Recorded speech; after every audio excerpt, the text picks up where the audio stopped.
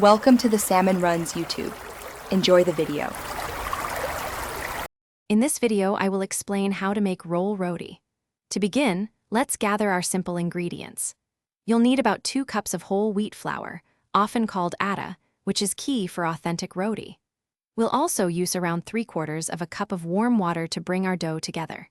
For extra softness and flavor, consider adding 1 to 2 teaspoons of oil or ghee, and a small pinch of salt is always a good idea. Now, let's get our hands into the dough. First, combine your whole wheat flour and salt in a large bowl. Slowly add the warm water, mixing it in until a soft, slightly sticky dough forms.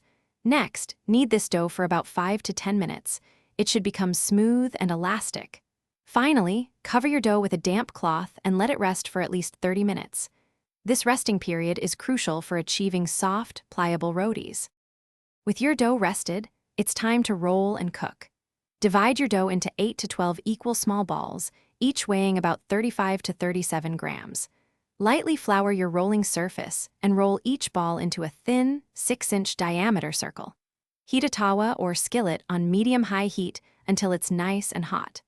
Place a rolled roti on the tawa and cook for 15 to 30 seconds per side, flipping when you see small bubbles and light brown spots. To achieve those wonderfully soft rotis, here are some final tips.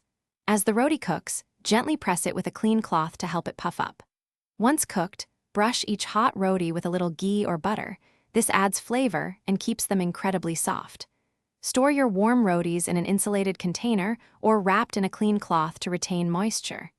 Enjoy your delicious, homemade roll rotis immediately with your favorite curries or dishes. Thanks for watching. Consider subscribing if we helped you.